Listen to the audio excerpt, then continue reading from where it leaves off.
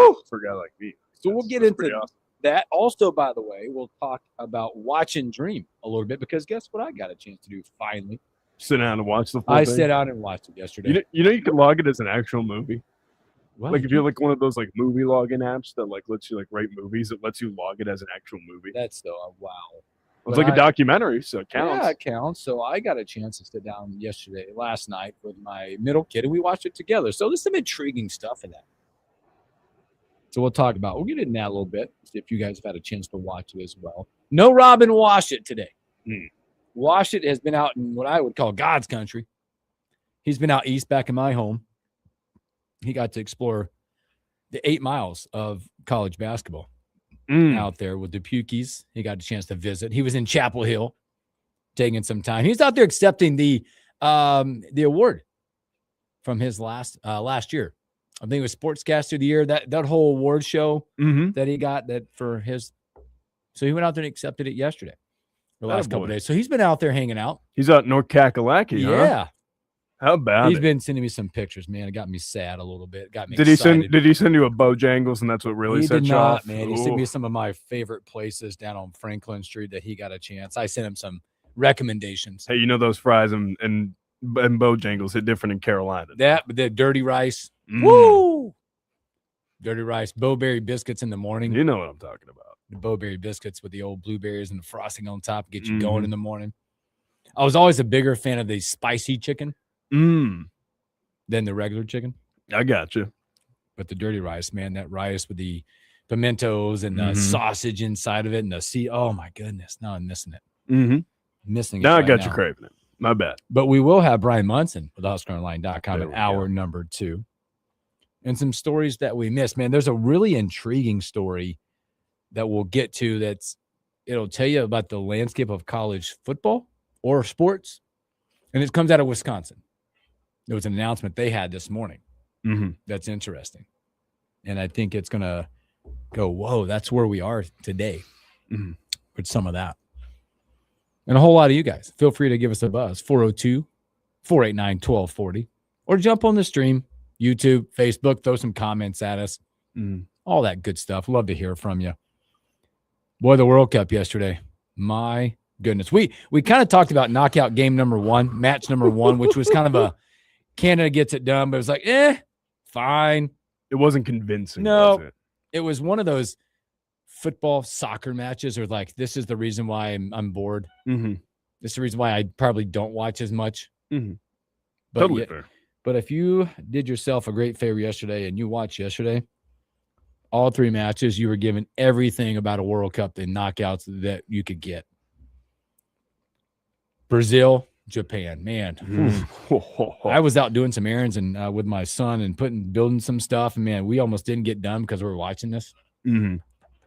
Brazil late. I'm talking about late. Now, correct me if I'm wrong, every one of these matches went to an extra period. They were all decided after the 90. After the 90. And the injury time stuff. Yuck, whatever. Yeah. Still blows my mind. They don't stop the clock, but we're not getting into that. I'm not going to digress today. It's okay. Every match goes after the 90. 2 of the matches went all the way to PKs. But Brazil with the late goal. Stunner to knock Japan. It looked like Japan, I thought, was the more aggressive team.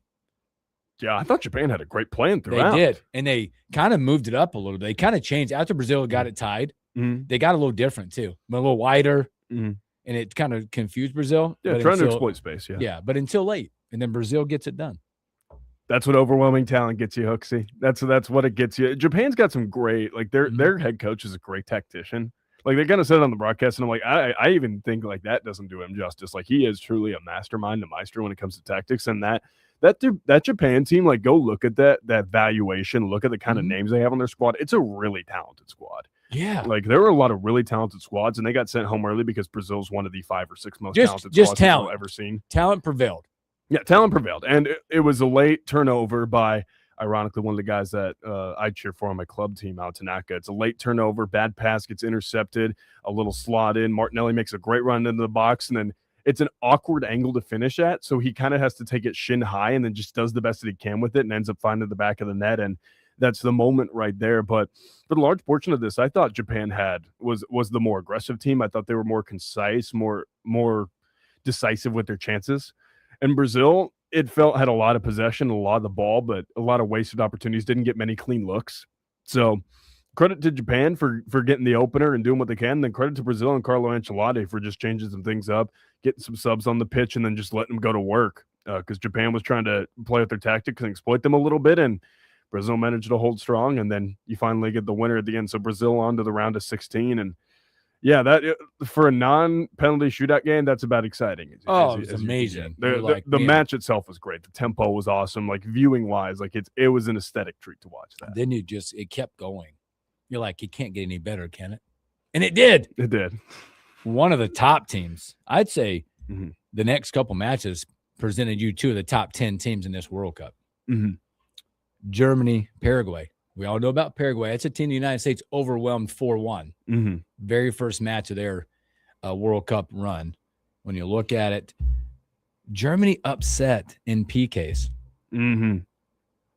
My goodness. Massive upset. Massive. I think this will go down as, when you look at the Germany run right now, they come into almost every World Cup as one of the top teams. Yes, they do. Now, what is it? 18, 22, and 26, right? Correct me? You are correct. It's been uneventful. It's been disappointing for a talented Germany squad who now has had their run cut short in 3 consecutive World Cups without a title. Boy, but Paraguay battled and battled, got this thing to PKs. You thought the match was over. A lot of people are going to zero in on the foul call. Against the goalkeeper, Against the goalkeeper, or yes.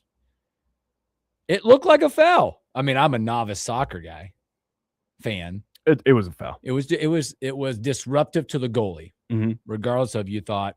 And a lot of people say, well, maybe the goalie initiated the contact, or it is what it was. That's the this system, VAR. They get to go do that. Did you watch the referee as he was looking at it and he turned back? He's like, yeah, get out of my way. Yeah, he's like, I have my decision. Get out of my way. Don't talk. Then he yellow carded Paraguay at one point as he walked by. Just relax. I got it. Goal taken away. Goes to PKs. Shout out to Paraguay goalie. My goodness, he was good. And a few missed opportunities by Germany as well. Yes. Few missed opportunities. Because it went to the extra kick, correct? Yes, it did go. It went to, is it 6? The 6th yes, kick? They went to the 6th kick. The 6th kick. A miss by Germany and a goal by Paraguay sends Paraguay on to the 16. Germany out for the third consecutive World Cup. Yeah, and again, it was the story of wasted chances for Germany. So just to give you a little background here, Hooksy, the DFB, which is the German Football Association, they kind of had this after World Cup 2014, I believe it was Euro 2016, where they decided to go on what they call the Neubeginn, which is their new beginning. So they decided an official rebirth cycle, right? Where they're like, hey, we're just going to come in, we're going to overhaul everything that we're doing about our international system, right? How we develop our youth, how we do things domestically, all that stuff, and align their club structure in the DFB and in the Bundesliga to more properly align with what their vision was for the national team, so they could directly funnel and have teams play like their national team would. And ever since then, they haven't made it past the round of 16, the 2018 World Cup, the 2022 World Cup, and now the 2026 World Cup. Not even into the 16. Yep. So they haven't made it that far. They've either crashed out of the groups or they've been knocked out in the new round of 32 format. This has been another disaster for Germany, which is crazy because they have one of the most talented squads that you will ever see. Some of that you can point to the selection of the squad. Some of that you can point to just the players in individual moments, just not capitalizing in the way that they should against inferior competition. This is certainly another example of that. I thought Paraguay, from after the U.S. game on, were the Paraguay that I expected and I saw coming in from their qualifiers in CONMEBOL. They were incredibly frustrating and sound in their low block defensively. They were one of the teams that, was so tough to break down in open play. And when it came to set pieces, they weren't going to concede anything defensively, and they were going to make you pay. They have great aerial attackers, great headers of the ball, and they execute their game plan amazingly. And they've got some individual quality of their own. Julio Enciso is a great player for them. Miguel Almiron's really had some moments. Like, Paraguay is not completely deprived of talent. And they frustrated Germany, and they just made Germany show some cracks. And then you get to penalty kicks. And me and Elijah talked about this yesterday, and I'm hoping he, gets in here and so we could talk about this a little bit more. But you can really see when you're watching penalty shootouts, Hooksy, look at the guy's face before he shoots it. How nervous does he look? A lot of those Germany guys look nervous. Well, they were in a situation that it's almost like, you get in a situation where you're not quite sure. How did we get here? Yes. Why are we here? Mm-hmm. And the pressure tends to crack you a little bit, especially when you haven't been in adverse situations like that in some time. Yeah, and they were in an adverse situation, and Paraguay was perfectly comfortable, and then their goalkeeper did a great job. He saved a couple, made some really great guesses on where guys were going, and then just some really shoddily taken penalties by some guys that you wouldn't expect to take bad penalties. And then Jonathan Tah steps up, blazes one over the bar. Paraguay steps up, cool and calm as can be. Great penalties throughout by Paraguay. And then ultimately you get to the end of the penalty shootout. Paraguay now just went home, and they're going through the round of 16, which, by the way, is an amazing result for the country of Paraguay. This could really springboard something for them. For Germany, it's another disappointing ending, and now they're going to have to rebuild upon their rebuild and kind of reset everything that they're doing, because what they're doing just isn't working. They got out of the group stage, yes, but they didn't make it as far as they wanted to go. And then your final match, it did not disappoint. In another match that was 1-1 after 90, that went, it was down to it, man. I tell you what, when the Netherlands scored the goal in the 70-something minutes, and then Morocco gets in the added time to get one, you go to PKs, and this is one, again, there's so much within the match. Yes. But you're going to go back and look at PKs and go, my goodness, look at the missed opportunities of the Netherlands. Either hitting the bar or missing the goal completely. This went back and forth. Yes. Same way Morocco missed the opportunity, but they ended up prevailing, 3-2, I believe, in PKs. And another one of those top teams headed home. A lot of sloppy penalty kicks in this one. Yes. A lot of sloppiness. My goodness. Ones that just didn't even didn't look competitive. I just referred to the golf world like shanks. Yes. Great way to refer to them. They were shanks. Ones that were missing the goal by this. A lot of shanks and miss hits in this one. Yeah. Yeah, it was a lot of people trying to just hoof it and boot it. And the Dutch are an incredibly talented team. By the way, the best, maybe the award for the best fan base. Yes.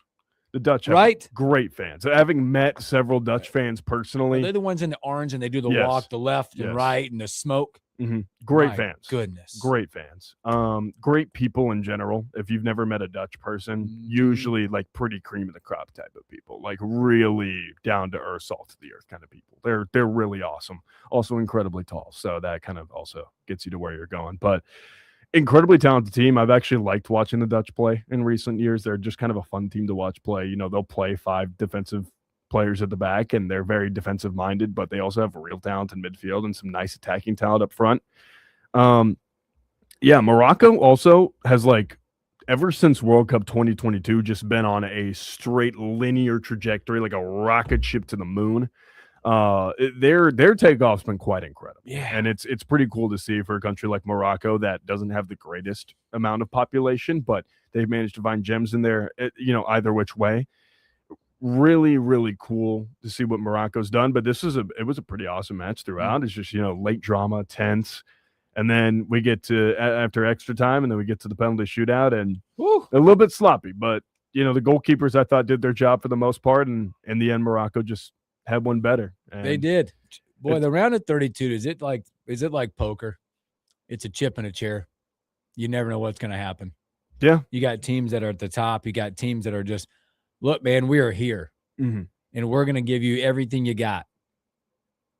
And we have nothing to lose mentality. And now it's 2 big UEFA giants that go down, 2 big European giants in Germany and it the resets Netherlands. the table. Yes, it does. With these 2 gone. It resets everything when you look at 2 of the top-end teams that are gone. And Morocco's a really good team. Morocco's and I don't want to take anything away from Paraguay or Morocco, but you got 2 giants. Yeah, and you went and knocked them out, and that's big. And Morocco's kind of becoming a giant of their own, and it's really cool to see what they've been able to do in Paraguay.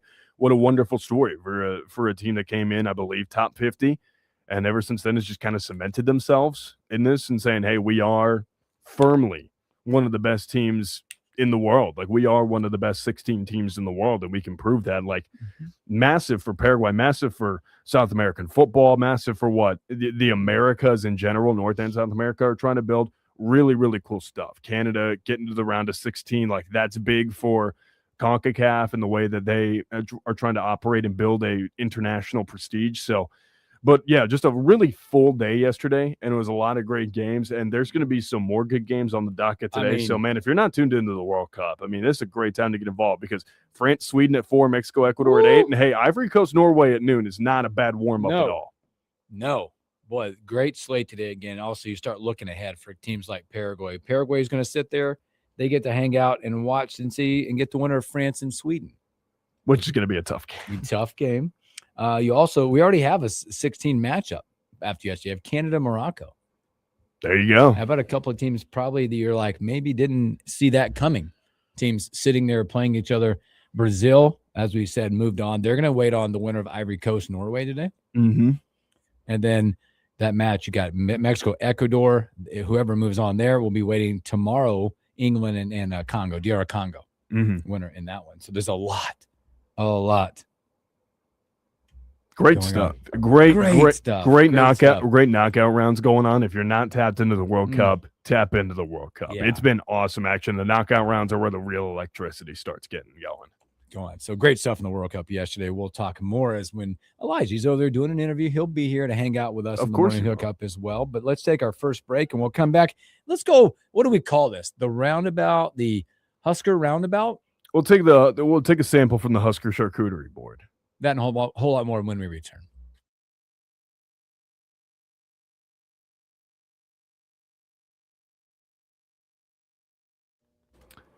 Is that an appropriate term for that? Yeah. Charcuterie board. Yeah, just like what do we call it? Because it is kind of a hodgepodge of Husker news.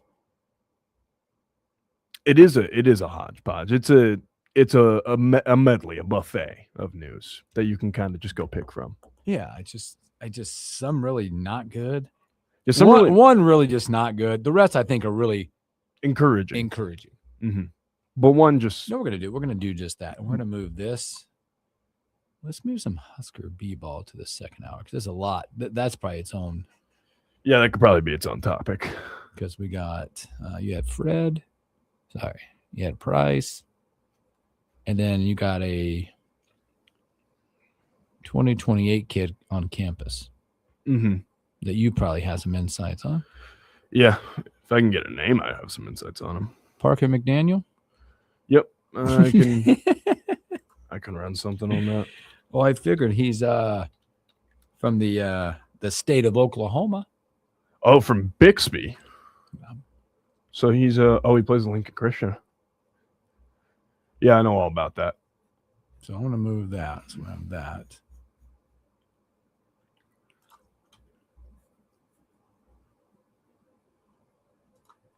Pretty great offer list, I'll say that. You think? Lord have mercy. I saw Cal, Kansas, Mississippi State, Nebraska, Utah, Washington, West Virginia to open up. That's a great offer list. The kid's not even ranked. Nope. That's absurd.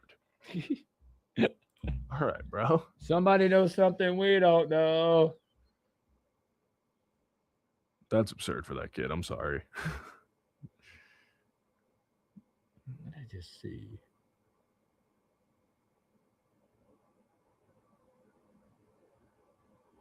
Oh, so apparently on that 6th penalty, Jonathan Tah wasn't even supposed to take it, but nobody else wanted to take it. So as the captain of the country, he decided to step up and take it. He had never taken a penalty before that. That was his first penalty he's taken. So they looked back and they're like, He was the one? Yeah, but it just shined away. And he's like, yeah, I'm not doing that. Well, that's intriguing. Why shine away? I don't know, but credit to him if that's actually the case. Credit to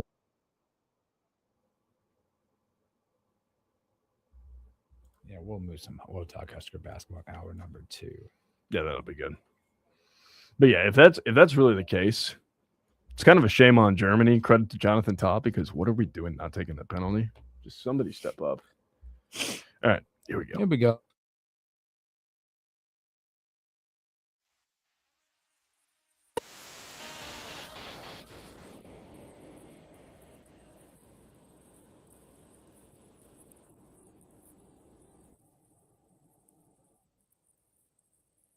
Welcome back to the morning hookup. Thanks for hanging out with us on a Tuesday. Elijah Herbert walking in studio. He looks very businesslike this morning. He's very businesslike. Your mic is on, sir. It's been a 24 hours. Let me get set up here with get set up. Take your time. We just talked World Cup. Yeah, we were just World Cup. What a day yesterday! Oh my yeah. gosh. We could talk about it again. I'm more than happy to. Hooksy's more than happy to. We can go more because what we were going to dive into was as what we were saying, the Husker charcuterie board of news from yesterday, because there was a lot of news in Husker land yesterday. One story not so great, as you look at as details are emerging from a running back, but also you got some fun stuff, which I think landscape of college football is so weird with an announcement for a post-game affair that you're going to have. And they're also going to talk hour number 2, some Husker hoops information, some stories at a Husker camp. But I do want to get your thoughts on the World Cup yesterday, because it provided, whether it be every match going to post 90, 2 matches going 2 times post 90 to PKs. Yeah, well, every single match thus far in the knockout stage round has had the winner come after 90 minutes are up. That's incredible. It's either been an extra time of regulation or in extra time. But yesterday was weird. I think those 3 matches were different than match 1 on Monday. Oh, yeah, match 1, Canada and South Africa. And it was a game that had some tension, but it didn't have much excitement. You had all of the above yesterday. You had excitement with Brazil and Japan, where Japan, the underdog, takes the lead early, and you go, oh, man, what's going to happen here? Brazil's to fight back to the second half, and they get the super, super late winner in that game. You go to the Germany and Paraguay game, which Germany dominated, but just could not score against a Paraguay team that was defending with their country's pride in mind. I've never seen 11 guys work harder to defend their own goal. They're hanging from the goalpost, essentially, trying to defend against that German team. Goal line clearances and everything. Paraguay just fights and claws and scratches till they get it to a penalty shootout. And once they got it to a penalty shootout, they knew they had a chance. And the pressure got to Germany. And then last but not least, you had Netherlands last night. With Morocco. Taking on Morocco. And Netherlands gets the goal and then immediately makes all these scared adjustments where they kind of go defensive with their team. They went into 4 corners real quick. Yeah, it's 100%. They get that goal across and they go, okay, let's get this thing across the line. We're going to sub on defensive players, get all the creativity out of our team. We're just going to defend and win 1-0. Well, then Morocco scores a goal. And from that point on, the Netherlands had pretty much no attacking threat whatsoever. Morocco dominates the extra period. They don't get a goal, and it goes to penalties, and Netherlands crumbles. Well, that's what you get for, if you're the Dutch, having a manager who oversaw one of Barca's worst periods ever in Ronald Koeman. But some more news actually emerged about that Germany penalty shootout. So allegedly is the big thing. Jonathan Tah, who took the 6th penalty, wasn't supposed to take it. He volunteered himself. No, and nobody else would take it. Nobody else wanted to volunteer. So as the captain of the country, he stepped up and took one. You know, he had never taken a penalty before that. I did know that. Boy, never taken a penalty. It's kind of like when you go to school and they say, who wants to present their paper yet? And everybody, hands go down. Yeah, and so as the captain of the country, he just stepped up and he said, I'll take it. If I miss, I miss. So, like, hey, more credit to him if that's the situation. Like, step it up and saying, hey, I might put my reputation on the line, but I'm going to at least do it stick my neck out for my country. Man, spot. If I was Manuel Neuer, though, Germany's goalkeeper, I'd get back to the locker room and I'd be fighting dudes. What are we doing? The first guy I'm going after is Leon Goretzka, because allegedly he was supposed to take it. And that's what we were sitting in here watching yesterday after the Average Joe Sports Show.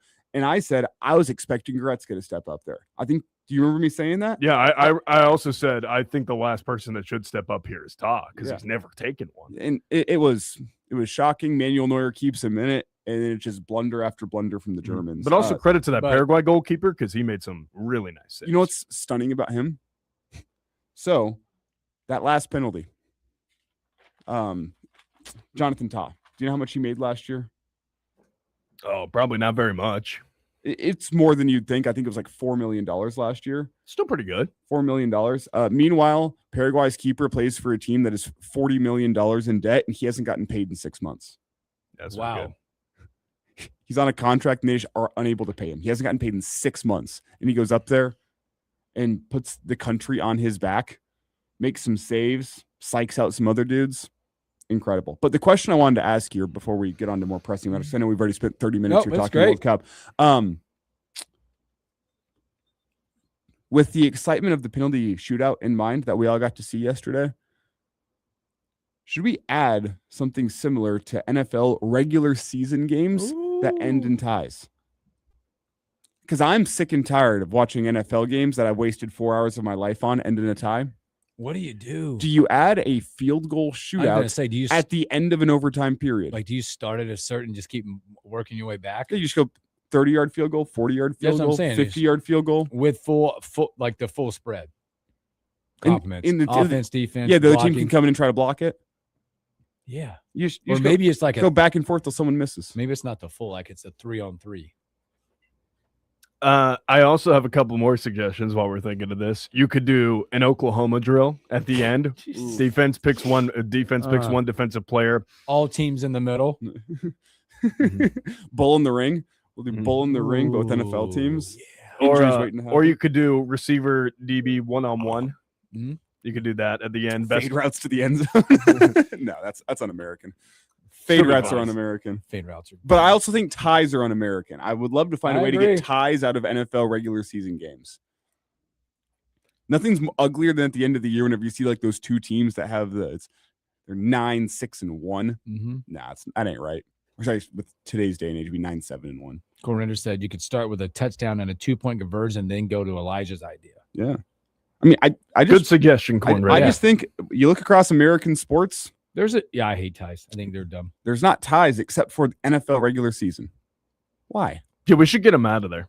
Like the NBA has an overtime period. MLB goes to extra innings, and the NHL has overtime periods and shootouts. Like, can we get rid of this stupid idea of ties? I'm so over it because it's like, why can we tie? In the NFL, the Players Association, the union, doesn't want to put extra miles on a player's legs during the regular season, which is one of the reasons why they don't want to go to multiple overtime periods. Mm-hmm. Yeah. Probably get more kickers drafted and paid well. If at the end of a regular season game, you play that 10 minutes of overtime and you say, all right, we're still deadlocked here. Mm-hmm. Or remember that Broncos-Colts game from a couple years ago? That was awful with Russell Wilson at quarterback that ended, I think, 9-9. Or the Packers-Cowboys game that ends 40-40. Yeah, like, hey, let's just send the kickers out there and, oh, man, the Cowboys have Brendan Aubrey. What can the Packers do against that? It'd just be fun to say, hey, here's a 40-yard field goal. Here's a 50-yard field goal. Here's a 60-yard field goal. Just go back and forth until somebody misses. As a Packers fan, I am actually not a fan of this idea because it means my team would lose more games with the kicking situation going on. But overall, it'd probably be a net positive. And, it would actually require the specialists to, do an honest day's work. Yep. Good stuff coming out of the World Cup as it'll continue today as well. Husker news, man. Unfortunate news yesterday coming out of Key West, Florida, as reports are surfacing with Key West police and running back 20-year-old Mekhi Nelson is accused of aggravated battery with a pregnant woman in Key West, Florida. Details emerging as, again, innocent until proven guilty, due process in this, but the details now emerging that there was a dispute between Nelson and a pregnant woman that turned somewhat physical in it with ripping off her, as they would say, her bikini off and scratching her body, also throwing her phone across. Reports out of there. And this was initially reported as misdemeanor battery. It seems like the charge is officially going to be felony battery. Yep. He'll be arraigned in court on July 9th at 9 a.m. Mm-hmm. Which is a long time to wait. Yeah. University has stated they're aware of it, and there'll be no further comment at this time, as the process will be the process. And boy, what a way to kick off kind of your off season. with a room. Again, when I say this, it's going to relate. It's an unfortunate situation. Hopefully it's resolved and whatever is done and it's done correctly. On the football side, which we could care a lot less about, but since we're here and we're talking about it, it's what that room looks like going forward for Nebraska. Well, yeah, first and foremost, the most important thing is that she remains safe. I think she's 7 months pregnant. Going through this. 100%. Most important thing is that she remains safe. And also you look at Mekhi Nelson and his well-being and his long-term, whatever. I guess what's the best way to put this? Being an upstanding member of society. You hope that he can rein things back in if this is if the facts of this case end up being true as they stand right now. Football kind of becomes back burner. I think you'll say at the very least, no matter what happens with this court case and as more facts come to light, I think at the very least, you look at Mekhi Nelson as being a guy that is not going to be playing early in the season for Nebraska ever again. Nope. A suspension at the very least will be in order, and we'll see if the guy remains on the team. But if I were to play the tea leaves game right now and look at this situation, wouldn't be surprised to see this guy never play another down for Nebraska again. But again, there's a lot more facts that need to come to light. And there's, as I said yesterday on the Average Joe Sports Show, and I'll say it again right now, I'm not going to make a sweeping judgment of somebody's character with the limited information from a case that gets leaked out to the media that then gets reported. There's a lot more that can come to light. And again, as I said yesterday, you've seen multiple cases of initial news reports about something seem absolutely horrible. And then 2 weeks later, more information comes to light and you say, okay, the initial reports that were out there either did not paint the full picture or painted somebody in a bad light, but that was just one person's side of any individual story. So again, I'm not going to go I agree with fully into the deep end with saying, man, Mekhi Nelson, bad guy, get him off the football team. There's a lot more information that needs to come to light before I'll make sweeping judgments. I agree with what you say, because too many times we jump at our judgments, our opinions, when in all situations like this, I agree, probably suspension is in order at this point to let the process take care of itself. And whatever comes out of the due process of the judicial system, then decisions are made at that point. Obviously, in the way of football, I think we're all in the camp of, hey, removed from all operations right now. Do not pass go. Do not collect $200 as far as facilities, practice, things like that, and then let it take care of itself. And then at that point, like you said, you hope the continued safety of the other party involved in this, being 7 months pregnant, and that there's still support there for Nelson as well. And at the decision time, or whatever happens, that the consequences or not are due for what the crime or crime not is not. Yeah, and I think you also look at this, and there's legal due processes, there's legal recourse that has to take place, and we don't know all the facts, but I believe that the court of public opinion has reached its verdict, and right now the verdict is not looking good based off of the initial report. I will not make sweeping judgments of a young man without, the legal system saying you are 100% without a shadow of a doubt guilty of the crimes that you are charged of. Until then, I don't think it's fair to form an opinion on him. You just look at this as somebody who grew up in a household where you don't put your hands on a woman unless it's out of absolute love. Like, Hooksy, you're a father, you understand this. Like, if that was your daughter, you would be absolutely irate if that happened. There are ramifications that come from this, because more details might emerge. And what if he is innocent, but the court of public opinion has made his mind up? Does this now hamper his earning potential? Does this now hamper his standing within the community? Does this now hamper his standing within the team setting? There's a lot of variables that still go into this, that if he's found not guilty, and if all the details emerge and legal process says, no, you did not commit the crimes that you were charged of, is there still going to be lingering long-term effects from this on his reputation and on his earning potential as a college football player? Does Nebraska want to associate themselves with something like that, even if he is proven innocent in a court of law? There's so many variables about this that it's hard to just make a sweeping judgment about the young man. But right now you look at this, and it may be cold to calculate, but you say, Nebraska, it's just next man up in that running back room until this legal process goes its way. But right now, it's probably a do not touch red tape situation for Nebraska football. Don't let him near the facilities. Don't do all that stuff until the legal process worked his way through. You just hope the young man has the support system that he needs, no matter what happens, because getting charges like this, having an incident like this happen, can really affect somebody in the long term, both from a mental, physical, and emotional well-being standpoint. You just hope that he has a circle of support that he needs to make it through this. And let me also say here, because it seems so easy to say, yet people keep on getting themselves into situations like this. Like, arguments, disagreements, relationships, they become contentious. That's a very common thing to happen. It costs you nothing. It is absolutely free. It's easy to just remove yourself from situations. Yep. You get into an argument, things start ramping up in an argument. That happens. That's life. People have disagreements. The easiest course of action every time is to remove yourself from the situation, let yourself cool off. Yeah, just take a let breath. The other person cool off. Yep. Take a breath. Say, give yourself an hour and come back to a situation whenever the emotions aren't running as high. Yeah, just go find something to do, and like, hey, like me and my girlfriend got in an argument the other day, and like I was, it was something where I didn't want to stomach it, and so I said, hey, I'm gonna go brush my teeth. Give me 10 minutes, let me cool off, and really make sure I'm digesting this, and then you come back and have a civil conversation about it. It may seem like as a man you don't want to let your pride get in the way and just say, hey, like, no, I need to confront this now. It's sometimes you just have to remove yourself and say, this is what's best for the overall health of this. And it sounds like, if the initial reports are to be true, that he was given that opportunity as well. As she goes and locks him out of the hotel room, and as opposed to taking that as an opportunity to say, okay, I'm gonna go down to the lobby here, I'm gonna grab myself a coffee, I'm gonna find something that allows me to cool off. A little bit different. He's banging on the door. It went a little bit different. Again, that's from the initial reports. Just initial. We don't know. But a lot more to come. There are a lot of better decisions that could have been made in this situation. I will say that with confidence. A lot of better decisions could have been made by one Mekhi Nelson. With that in mind, if you're playing the game of Nebraska does not have Mekhi Nelson on roster next year, I mean, let's not act like Mekhi Nelson had a whole bunch of experience in that running back room. It was already a room that I think there were some doubts about. I will say, and it might sound like I'm talking out of both sides of my mouth here. On one hand, I think Nebraska loses a piece that was going to be competing for playing time this year. I'll also say, from what guys have shown on the field, I think Mekhi Nelson is a guy that you can live without. Does that kind of make sense? Absolutely. The two sides I'm coming out of with here is like, you're already in a room with minimal experience, and Mekhi Nelson's a guy that probably had about as much experience as anybody in that room, but that was still not much, I think is the best way to say it. Yep.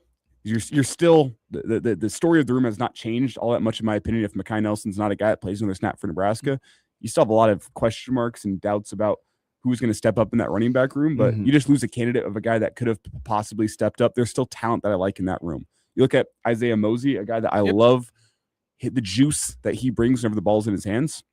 You have a guy in Jamal Rule that, from what I saw in the spring game, which is, I know, super limited sample size. But still, boy, electricity in those legs.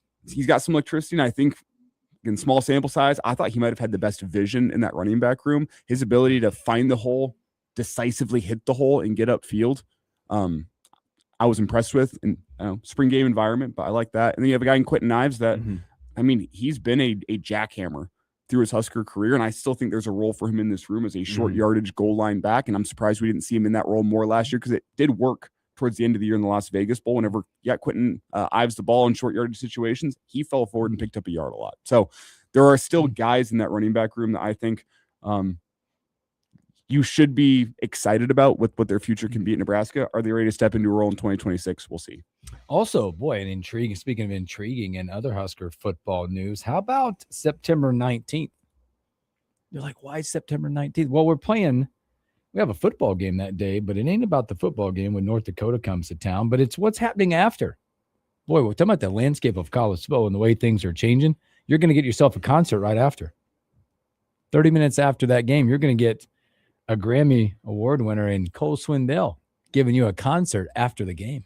Justice is from Oklahoma. He can tell us more about Cole Swindell. Yeah. I like Cole Swindell. There it is. I just think in the landscape of college football, and again, it's going to be a great environment like it always September 19th. And then typically you're like, all right, Memorial Stadium are doing a lot of fun stuff. They're filling up with the volleyball day, or you're getting other concerts that have just had their own single day. The Bananas come to town. But how about like right after? We're going to keep you in your seats.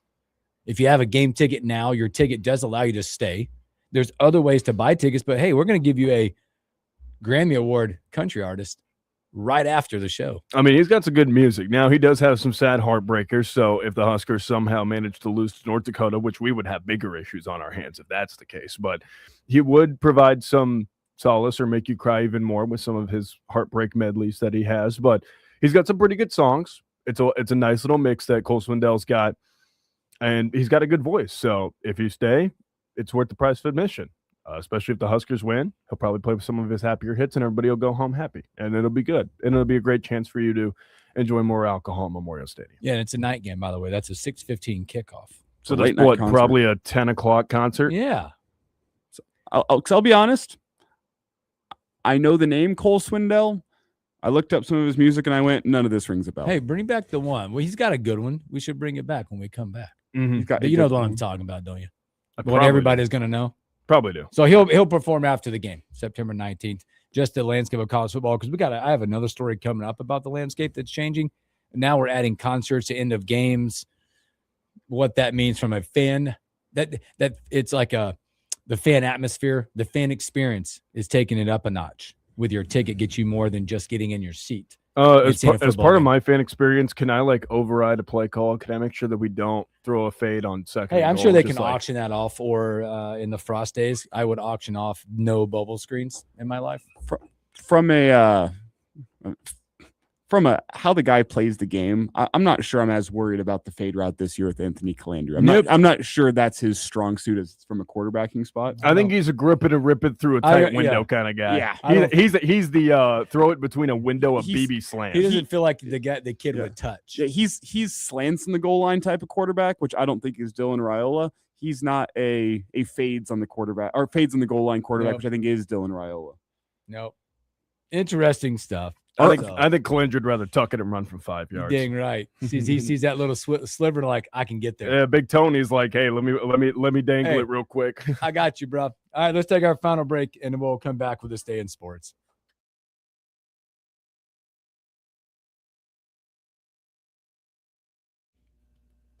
You don't have to say the song, but we can. You know what I'm talking about, don't you? It's that one. It's the most obvious. Not the sad one. No. Okay, because let's break up in the end. We don't want. I don't want to send it to you. Let's see if Elijah realizes it. I'll send it to you real quick.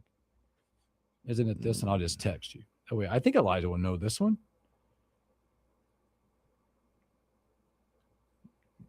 I don't know if this is the actual name, but you'll know. Yeah, I probably will. That one. One Shazam search, and we're in that. We're in there. We're like swim there. I think I know what you're talking about. Yeah, that one. It's not the official full name of the song, but it's the song. She had me at Heads, Carolina. Yeah. Okay. Yep, I got you. Hot one today out, boys. And I am not sure if you noticed, wearing sweatpants. I am currently unable to I didn't even notice. do anything at my house that requires the water to drain because we're backed up. So I can't do laundry. I can't backed up. I can't plumbing. shower. Low key at that point, I'm just walking around the house in my undies on. I have to go to work is the problem. Socially accepted. Just put the sweatpants back on when you're done. I am going through the winter clothing because I've pretty much made it through most of my good summer clothing options. Oh man, and they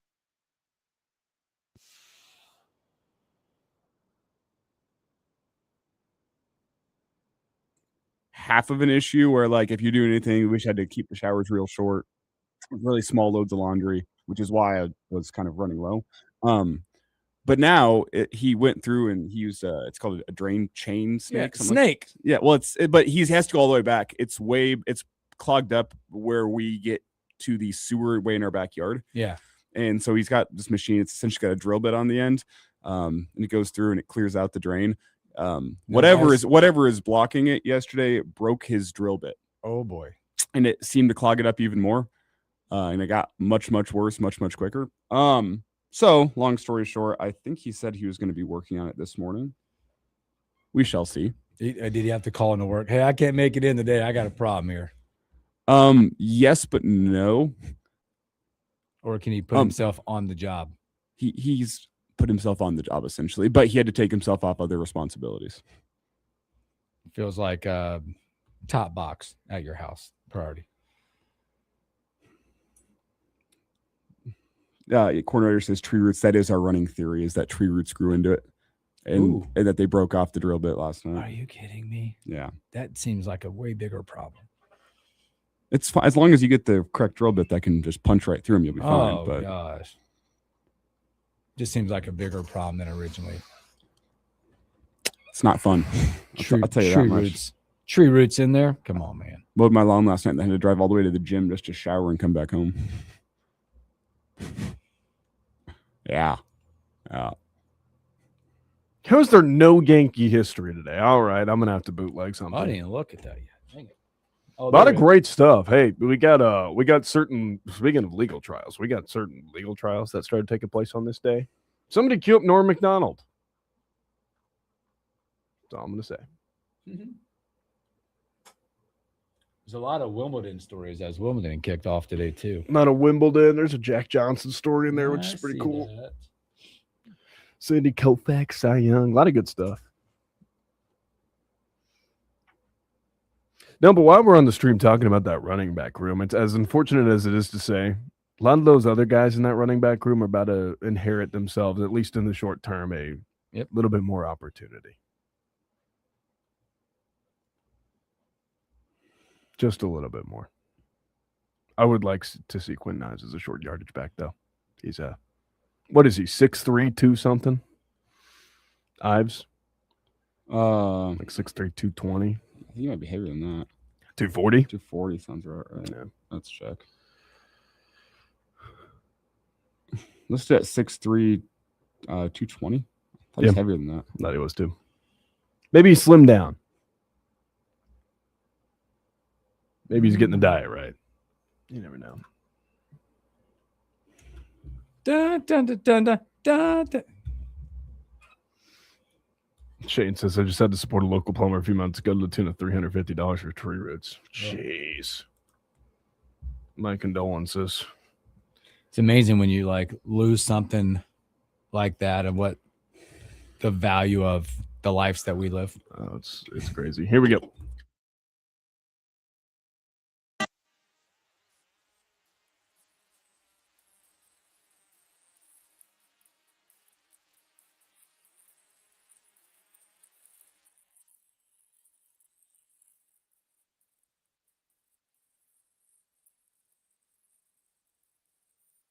Here we go. Come on, Elijah. I know you know Cole Swindell here. Come on now. You ready? You've had to have heard this. Carolina, South California. Welcome back in the morning, Hookup. I've never heard this song in my life. Don't you, baby? Come on now. I've never heard this That's song Cole Swindell at its best. Even Motzi's looking at me like I'm crazy. I've never heard that song. Carolina, South California. To be fair, in justice, I'm more of an old school country guy. You know? I am too. It's okay. But I know a little Cole Swindell. Yes. That's who's going to be in Memorial Stadium 30 minutes after the 19th.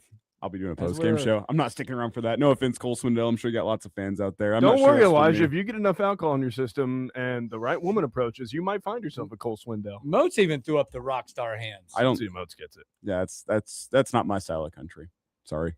Hey, sorry, folks. I'm sure everyone else can enjoy it. I'll be doing a post-game show. Justice, if that's not your style, you can join us in the You post-game couldn't find show any Yankees hate, but I did find this in 1962. LA Dodgers future baseball Hall of Famer Sandy Koufax no-hit the New York Mets 5-0. I found you a New York story. That was the first of his 4 career no-hitters. You know what? And speaking of no-hitters, at 41 in 1908, 3 months, 41 years and 3 months, Cy Young became the oldest player to record a third career no-hitter as the Red Sox beat the New York Highlanders 8-0. 8-0. Wow. I think the Highlanders went on to become the Mets, which would make sense. That actually makes a lot of sense with those guys. What else? We got? Oh, how about this? Back in 1903, up at Wimbledon, Lawrence Doherty beats Frank Risley in straight sets for his second consecutive Wimbledon title. There you go. 1994, somebody tell Norm Macdonald pretrial hearings open in LA against O.J. Simpson. I just seen that. Hey, in figure skating, by the way, 1994. If you guys go back, you probably heard the story. You weren't around when it was there. The U.S. Figure Skating Association bans Tanya Harding for life after finding out that she helped cover up the attack on rival Nancy Kerrigan. Great movie about that, by the way. Yep. I, Tanya. We lived those moments. It was insane. But this 1929, the U.S. Open men's golf at Winged Foot Country Club. Bobby Jones wins his third U.S. Open in a playoff. Do you know how the playoff worked back then? 36-hole playoff. Whew! What? He beat Al Espinoza by 23 strokes in that playoff. They really quickly, in light of recent news, probably a great time to bring this up. 1934, Detroit radio executive George Richards pays $7,952.08 to to buy the NFL's Portsmouth Smartans, moves the team to Detroit, and rebrands it as the Lions. Speaking of the GOAT, in this day in 2020, Barcelona's soccer superstar Messi scored his 700th goal 6 years ago. My goodness. Did you actually know they sent, I think it was commemorative Budweiser bottles to every single goalkeeper he had scored on with the engraved in the bottle which number goal it was. That makes me smile. Hey, we'll be right back.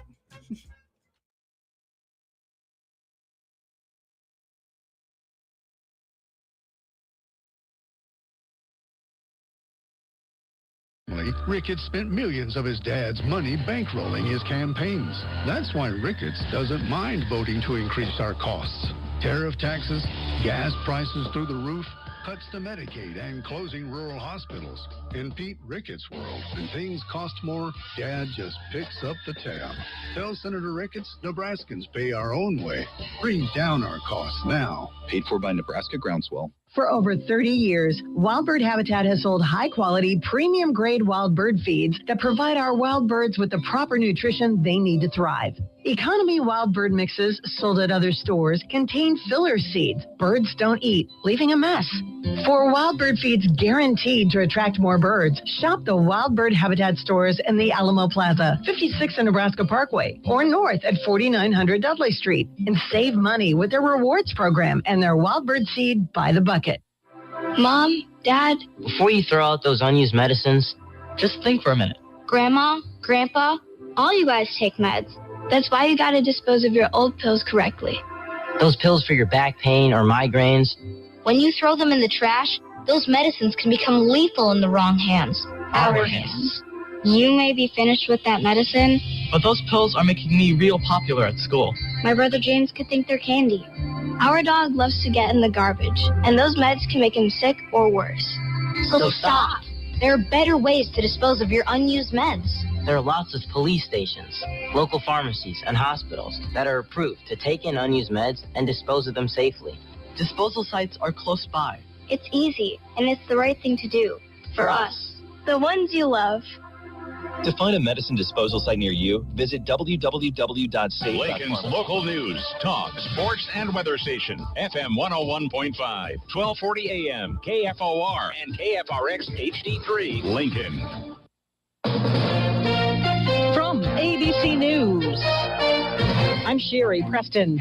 In a major rebuke to President Trump, the Supreme Court striking down his executive order banning birthright citizenship to children born in the U.S. to parents who are in the country illegally. ABC News Chief White House correspondent Mary Bruce has more. This is a huge blow to one of President Trump's signature immigration promises. In fact, on the very first day of his second term, the president signed this executive order unilaterally declaring that only newborns whose parents have permanent legal status are eligible to be citizens. Despite what the 14th Amendment says, the president often argues this is not how birthright citizenship was intended to be used. He often argues that it was meant for the children of enslaved people, not for those born of migrants who illegally crossed the border. The Supreme Court today firmly disagreeing, backing the 14th Amendment and the right to birthright citizenship. The president took the unprecedented step of actually going to the arguments over birthright citizenship in person, but eventually he left early on the day the case was heard.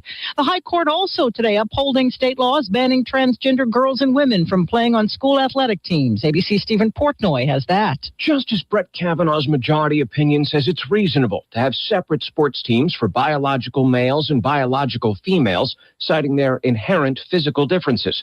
As a result, the court holds that states may ban transgender athletes from girls' and women's sports, delineating on the basis of biological sex to, quote, reduce the risk of physical injury and ensure fair competition. The three liberal justices on the court wrote separately to express their disagreement with the majority's opinion. The heat dome that's been sitting over the Midwest is moving further east. Temperatures expected to be 100 degrees or more in places like Philadelphia, New York, and Boston this week. Talks happening in Doha. However, U.S. envoy Steve Witkoff and Jared Kushner are not sitting down with their Iranian counterparts. Instead, the two sides are talking with mediators. Dow's up 69 points. This is ABC News. Man, I love this place. I've been surfing here since I was a kid. Now, seeing my grandson out on the water, it means everything to me. Watching him and taking in the blue waves, the sea breeze, the blurry horizon, If you have geographic atrophy, or GA, subtle changes in vision could mean it's progressing toward irreversible vision loss. Izervay is proven to slow GA progression and could help preserve your vision for longer, so you may keep seeing the world around you. Izervay, or avacincaptad pegol, is an eye injection. Don't take it if you have an infection or active swelling in or around your eye. Izervay can cause eye infection, retinal detachment, or increased risk of wet AMD. Izervay may cause blood in the white of the eye, blurred vision, or a temporary increase in eye pressure. Do not drive or use machinery until vision has recovered after an eye injection or exam. Ask your retina specialist how you can slow your GA with Izervay. To learn more, call 1-855-IZERVAY or go to izervay.com. Paid for by Estella. The nation's top court to hear Nebraska's South Platte River Compact claims against Colorado. Good morning, I'm Jeff Moats. We're at 84 degrees, a heat index at 89 at KFOR. The United States Supreme Court has agreed to hear arguments from the state of Nebraska about Colorado violating the South Platte River Compact and improperly interfering with Nebraska's right to develop the Perkins County Canal in southwestern Nebraska. According to Nebraska Attorney General Mike Kilgers, the state alleges that Colorado's administration of augmentation plans has allowed thousands of junior groundwater wells to operate at the expense of Nebraska's senior compact rights. Kilgers is set to have a news conference about this announcement coming up here in the next hour. Husker running back Mekhi Nelson was arrested Monday in Florida after he was taken into custody about noon local time from the Blue Flamingo Resort in Key West. That's according to TMZ Sports, who also reported that Nelson was arrested for battery. The police report says an altercation happened between Nelson and the victim over how long it was taking her to get ready for the day.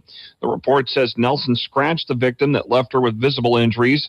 The same police report also indicates that Nelson has been physical with the victim in the past, and the victim is also 7 months pregnant.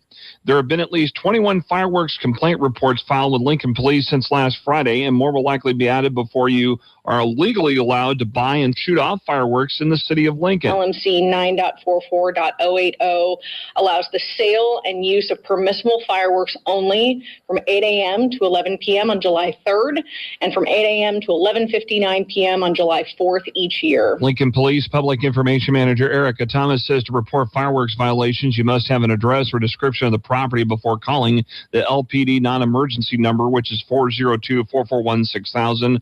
Call 911 only for emergencies. Heat advisory until 9 o'clock tonight, so we'll have some sunshine, but increasing clouds through the day and hot with a high of 96. I'm Jeff Moats, KFOR News. Here he comes. Surprise! There's an avocado shortage! Now half your food truck menu is costing more than it's making you! Also, you're out of napkins! Those aren't cheap! Progressive knows small business owners usually don't like surprises because they cost you money. But a good surprise, saving 13% on commercial auto insurance when you pay in full. Also, an ice cream truck stole your parking spot! Looks like you're in a turf war! Surprise yourself. See if you can save in as little as 8 minutes at ProgressiveCommercial.com. Progressive Casualty Insurance Company and Affiliates. Discounts not available in all states or situations. My mother was always very active and independent, and she was familiar with her neighborhood. But one day, she stopped at the stop sign for much longer than usual. She wasn't even really sure where she was at. For you to talk to someone about it. I felt so much better after my son told me, Mom, we'll figure it out. When something feels different, it could be all.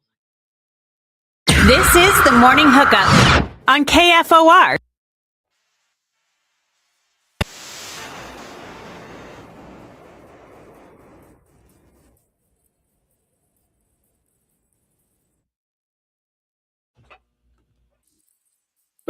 Welcome back in the Morning Hookup. Sorry, my headphones went out. Bill Hooks. Elijah. Justice on the ones and twos. Welcome back up. Tuesdays. We're off and running. Great start. A little warm out today. It's a little, I feel like it's like swampy in here a little bit, like muggy. Maybe it's just me out there, but man, we got a lot going on. Coming up, Brian Munson, HuskerOnline.com, and stories that we missed. Boy, we're not going to wait to one story. Yeah, like you want to say he's back? I'm working on it. You're working on something. I'll let you work through that as we're going to get to a little Husker hoops as well. I got a chance last night to hang out with my middle kid and watch and Dream finally. Some really intriguing stuff. I really got to enjoy. Did see myself on the documentary. I was looking for you in the in Oklahoma City. It wasn't okay. It was. It was the second. If you go back, and again, I don't even care if you want to watch it or not. It's great. It's a great doc, a great flick out there. Right. There was a part right when they're walking in for game 2 of Oklahoma City against Vandy, Fred is out there and he's in the screenshot taking high-fiving the guys. Me and my best friend are right there over his right shoulder for a minute. We paused it. My kid didn't. I'm like, look, there we are. Right there, as that was game 2. But a great flick as we get to it. You ready over there? Give me just 1 second. I'm working on it. I was really intrigued to learn a few things, especially to go back to from the Crown, how important it was for those. And when you look at them actually playing in the Crown, a couple of things crossed me on that one that I really enjoyed. Was the players' call. Fred's like, let's go talk to the guys, see what they want to do. And it really came down to those players, as close as they were. You talk about culture. They just wanted to be on the court together again. They didn't want it to end. What they had is teammates and brothers. Now, Sam had an interesting take on that Crown. They were coming off losing 6 straight. And they're like, man, do we really want to go and tackle this after the way the season ended? And the first half wasn't great. But then they got going. And it was really intriguing. Then hear about Kale almost transferring pre-Crown. Like it was almost pre-Crown. He was like, it was foregone that he was transferring. He was going to go in the portal. Well, and the decision was before it or after it. And from what I remember going into that Crown tournament, the rumblings you heard from Nebraska, like, they're getting Cale Jacobson some playing time to get him some film for the portal. Yeah. That they wanted to take care of the guy. He'd been a hard worker in practice, so let's get him some minutes in the Crown, limited experience. Let's take care of our guy. Get him some game film before he enters the transfer portal. And he gets out there playing, and they go, wait, why would we send that guy off? Well, let's have a conversation. Yeah. What a story. And it's then as we watch the season play its way out, there were interesting stuff as you can watch. I don't want to give it all away if you haven't watched it, but it does go game by game and locker room by locker room, things like that. But the intrigue of the guys that stepped up, the emotions that they went through. I think if any lesson learned, and we talked to our youth about this with our select team, is never be too high, never be too low. Be here. Have your highs, have your lows, but try to keep it somewhere in the middle. And never be satisfied. And then I thought they also talked about staying within your own walls was a very intriguing way to look at things, because that Nebraska team last year that started 20-0, it could have been really easy, man, to go, we are that good. Look where we're at now, and be satisfied. But Fred never let that happen. I liked the kind of the line they tried to walk, that you got the sense of afterwards, and you could kind of feel it throughout, and you'd hear press conferences from Fred, but that line you have to walk of enjoying the ride but not being satisfied in the ride. That's a difficult line to walk whenever you're in sports, really anything you're doing in life. When you want to keep on working up to the next level, to keep your feet where they are and to say, I can enjoy where I'm at right now, while also knowing I have a lot more that I want to go and accomplish, the more I want to go and do. Yeah, greatest part of the whole thing was, not the greatest part, but like a pretty funny part of our evening is we get past Vandy and obviously go to Houston, and my son Ty goes, shut it off. I can't live this again. He was pissed. Like this ride, you watching this movie, if you were really dedicated to watching Husker basketball, it'll take you through every emotion that you had during this season. You can feel it again as a fan, right? We went through it all, man. We were like having great conversations about, man, we were there. What were we doing? And I missed that game. Ty missed a couple. Being in Iowa, he remembers walking up this after the game going, man, I just want to beat that person in the face, right?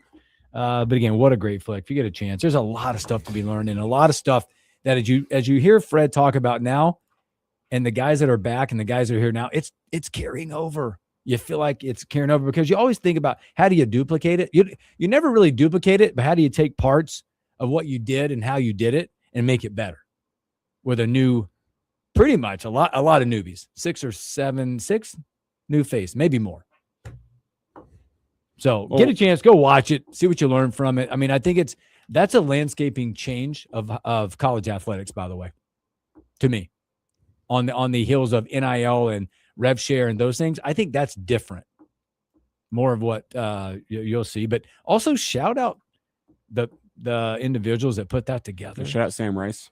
My goodness, they've been great, fantastic stuff. Now it's got me on YouTube because I'm like, now I've been going back after that, watching the cinematic recaps of everything. I have a buddy of mine that called me last night and said, you know what I've been doing? Like what he's done.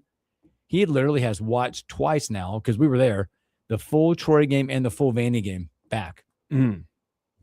Great to see those in person. Can't lie. I don't lie to you, but he was there. But then he still's watching them. Mm-hmm. So, do you think they go back and do? Well, we'll see. I know there's been some changes within the creative media department for Nebraska here this offseason. Not sure if they're going to fill that position internally or externally, but a position that focuses a lot on Husker football. Would you guys like to see the cinematic recaps of Husker football games back? I think they're yes. It displays transparency within what's going on. They are a puff piece, though. That's fine. That's fine. But you look at the Nebraska ones, they're puff pieces, but they go deep. They were transparent. Like you look at some of even in the Watch and Dream stuff, you didn't just get rah, rah, rah, welcome back, blah, blah. You got, go back and look at the Minnesota cinematic recap or the Watch and Dream. Fred and Nate got after their tails. It wasn't just, puppies and rainbows. This was full transparency on a historic season for Nebraska basketball. And it should have been. And they did a good job representing that. For like, I wish they could have done them a little bit more for like Husker baseball. Just take me inside what's going on, more dugout speeches, stuff like that. But I get that access can sometimes be tough when you're trying to film, what's going on the field versus what's going on in the dugout. But football would also be decently cool. I think it's just take us behind the scenes, like give me a little bit into the psyche of like what's going on. But I mean, they'd be cool. It just, how many would you get, because they usually come after wins. Speaking of something that we didn't think we'd get, speaking of something we didn't think we'd get more of, but we had it before, and it was a complete peep show here in Nebraska. He's back! Why, yikes. And you're like, why? Boy, sources out there. Pete Thamel reporting that the Big Ten, there's a Big Ten school, allegedly, looking at a AD replacement. And it's one that will all go, good for him. We hate him. What are they doing? Wisconsin kicking the tires on Sean Eichhorst. Ugh. Can we bleep that name? I know. Justice, can we get to work bleeping that? Yeah. I'll actually, that's a dirty word, a dirty name in the state of Nebraska. It is. That's like the 8th. You know how George Carlin had like the 7 dirty words. It's like that's the 8th right there. That should be an FCC violation to say that name. Ugh. He's apparently the visceral reaction. So when he gets into office at Wisconsin, if they do choose to hire him, does he immediately go to Minnesota and say like they're not on the same level? Like we don't even look at them as a rival or something like that? Like is that kind of how that goes? Or does he just say it again to Iowa and just, completely turn the tide on that? Well, is he going to go pull a Nebraska up there and fire their coach and put in the guy that he wants, that he hires from? That's why he was sent there. Yeah. Fire the coach. Or he's going to look at Nebraska and say, we don't see Nebraska as like a real rival. That's why he was sent there, right? To go do that? He's an inside agent. What if he hires Mike Riley again? Nobody will see it coming. I'm going to hop on commercial flights and do this all by myself. I got a crazy idea, guys. You know that stuff that I did at Nebraska like 10 some years ago? I'm going to go do it again in the year 2026 with the same people. We're running it back, baby. Currently, by the way, he's at Texas, correct? Yeah. Yes. He is the associate athletic director specifically for football. And COO. Oh, for football, yeah. Whatever the hell that means. It just means that he's making money. Yeah. Boy, a name that we hope we'd never hear again. But hey, that should probably explain to you why Texas football has not gotten to a national championship in a while. I'll I'll see myself out. But if you remember, he does have Wisconsin ties. He also came recommended to Nebraska by Barry Alvarez. Not sure if that's a factor here with the University of Wisconsin. I'm not going to wish death and destruction upon the Wisconsin athletic department, but wishing Sean Eichhorst upon him is the next best thing. Yeah. I know. What do you weigh? That was the express opinion of one Justice Rhodey that does not reflect the entire opinion of the morning hookup crew. That's a great question. What in your hearts of hearts would you wish Sean Eichhorst if you were to get that job?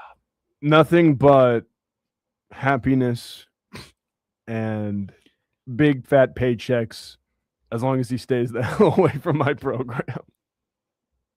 don't know. I thought about this. Like just a bunch of 1-point losses. Teams that are really talented on paper and then go in and underperform expectations. Yeah. Inexplicably. Still popcorn at games. I don't know. I'm just thinking about what would you like?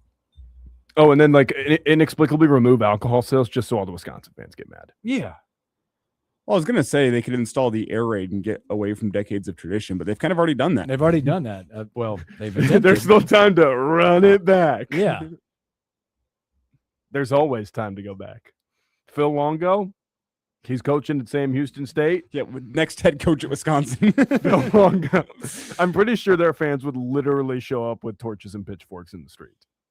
Torches, pitchforks, and cheese curds. Yep, and then just start. You can't be hungry during. They just start lugging. They just start lugging beer cans at windows. Destruction of property.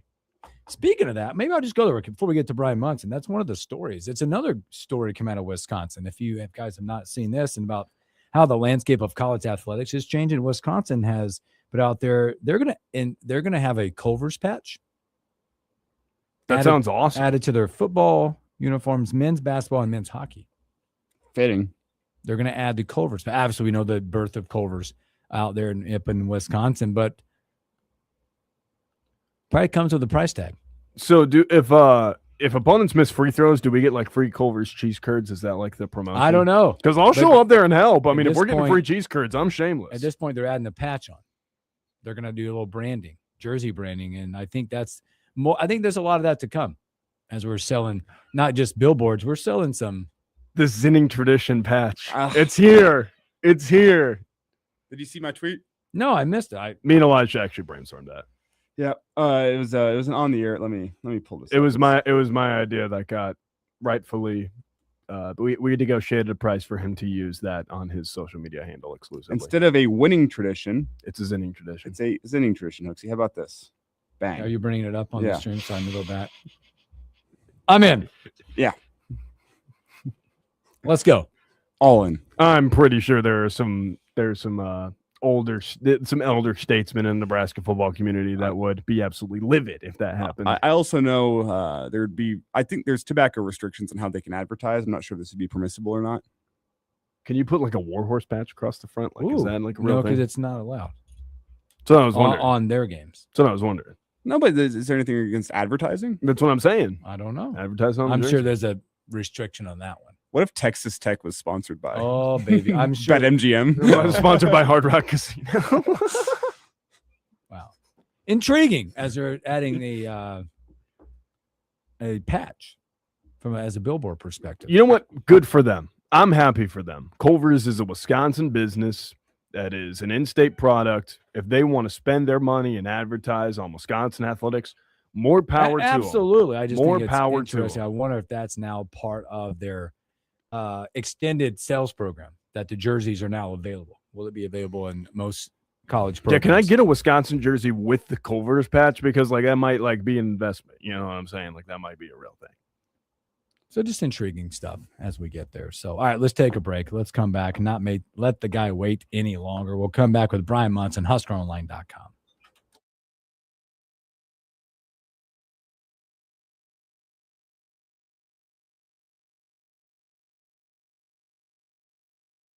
Could change. I wonder what that costs. Decent Like it's chunk of millions. change. Yeah.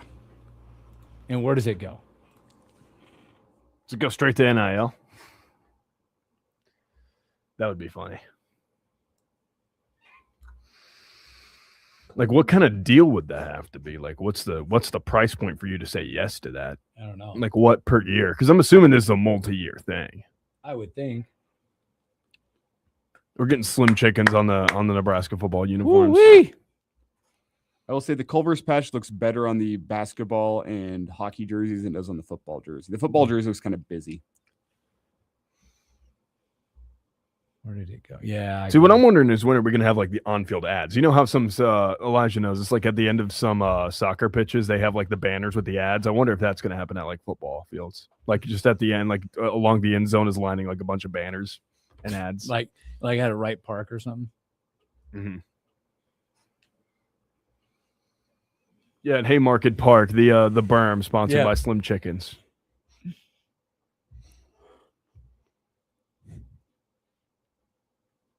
Thank God the LED floor experiment failed at the Big 12 That tournament was this such a year, disaster. because otherwise we could just have a full floor full of slim chickens. That would actually be kind of cool. Do you think they're going to playing some specifically sucks. give a title sponsor to the South Stadium expansion? Oh yeah, renovation. I think it'll be available. Your company name here, South Stadium. The Average Joe Sports Show, South Stadium. Yes. Don't you think it'd be the morning hookup, South Stadium?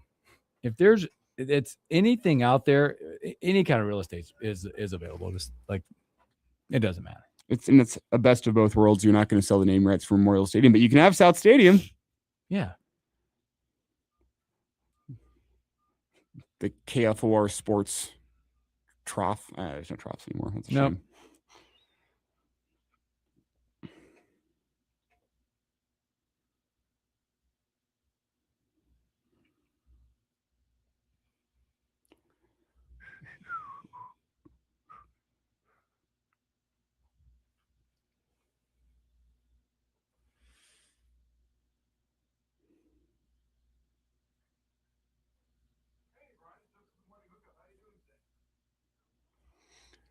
He sounds chipper, like always.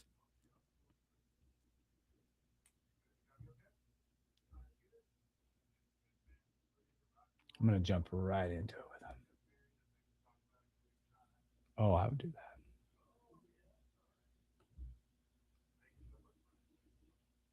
that. Yeah, unfortunately, we might have to bring up the old name redacted thing with Mr. Munson. Oh, yes. For redacting names? Oh yeah. There's a certain name that needs to be redacted. You We'll get into it. might hang up or you might hang up or throw up. Not sure. Here we go. Oh no.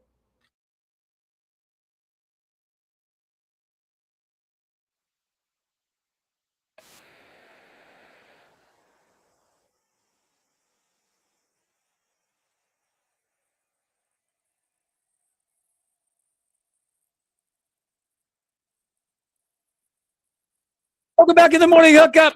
Happy Tuesday. It's all about how we do it. How this guy does it. Brian Monson, HuskerOnline.com. B, what's up? Hey, what's up? Oh, just you know what? I heard you heard us talking about. I'm just gonna go there. Should I just go there and see what happens? Yeah, let's just get name redacted out of the way. Name redacted out of the way. I don't know if you saw this, but Wisconsin out there looking for a new athletic director. Pete Thamel is now throwing the name out there. They're kicking the tires on one Sean Eichhorst. You know, I've always wanted to use this impression on the air with you guys. Yes. It is my favorite impression to do. It is Napoleon Dynamite. Here we go. Lucky. See? Like how that fits right there? The Lucky Badgers are going to get Sean Eichhorst now. That is really I don't even know what to say about that one. I mean, I don't think that there are many other folks that would really be against them returning to Nebraska, above Sean Eichhorst. I mean, maybe Steve Peterson. Yeah, I mean, I'm telling you, this is in some rarefied air here with that. So I am I'm stunned. I mean, I think when I saw Steve Sipple's tweet come through, and I think he used the word stunned or amazed, and I said shocking. That's not a joke. I find this pretty hard to believe, but we are still talking about him in 2026, apparently. Yeah, it's pretty amazing. I think around here, everybody kind of either didn't know what the reaction or shudder or what they did. What is the dirtier word? Is it Steve Peterson or Sean Eichhorst? We talked about bleeping out the name Eichhorst, but Peterson might have to be there too. I mean, I remember distinctly from my childhood, my mom, who did not care much about sports, would always refer to Steve Peterson as a weasel. It's like that was saying something from her. You know, and Steve was from Nebraska. I think he was from North Platte. And that's I guess Western for me, Nebraska, though. Very Western, where my wife is actually at this week. I think Peterson still is above a notch for me with if there's a race here, because I firsthand saw it and I didn't appreciate it. The scrapping of the history of the Nebraska football program. Mm-hmm. I did not appreciate that, the way that he handled that. But yeah, I would still say it's Steve and then Sean, but I think I could be persuaded or argued in some certain situations. Hey guys, we remember how his last tenure ended, right? Yeah! just had to slip that in there. Just had to slip that in there. But now, Brian, we can officially pull it out because he's back. What a day coming up for the Badgers, man. Again, we got Oh. Brian Muntz with HuskerOnline.com. Well, Brian, I want to kick it off here with getting your thoughts on the recruiting landscape and roster management landscape as a few days or last week, whatever the time frame was, the NCAA approaching past the 5 for 5 as we're looking at things moving forward, which to us, I believe it's a good step in the right direction, no matter which way you look at it. But thoughts on from the recruiting side, because I think the hardest part of this is going to be roster management. When you look at football with adding years, a intriguing interest, especially at the quarterback position. When you look at it this year and the following year with Trey Taylor coming, Calandria possibly could return again. But overall, the roster management, and again, you've already got a lot of guys that got their. I mean, their 27 classes really full and starting, filling up, and what that means going forward for programs. Yeah, well, I mean, I think the interesting part here is that there's no grandfathering in. There's no, hey, you know what? Yeah, you're going to be above the 105 cap for the next 2 years, and we know that you'll get down to it again in 2028. It's the 105 cap still exists with the 5 for 5 rule. So I think that what you're kind of getting towards is that the roster management then becomes a very important part, because you have 20 plus commitments in the 2027 class when we finally end up finishing everything up, and signing on the dotted line in December. Then you're going to have some guys that are going to choose to return, some guys that will choose not to, and then I think you're going to have some guys that you're going to have to tell it's not going to happen here. It's not working out. It hasn't worked out for whatever reason. And you're better off taking the show on the road or just giving up and becoming a full-time student and getting out of school. That's the part there I think you're going to start to see be a little bit more prevalent, I think, as kind of as we move into the future years. I think it's one of those things. I know everybody's going to be really, really sour on the idea. And I think that the coaches don't want to do it either. But the bottom line is that these folks that are in these positions, they agree to be part of these programs and they get, 3 years, 4 years, sometimes 5 or 6.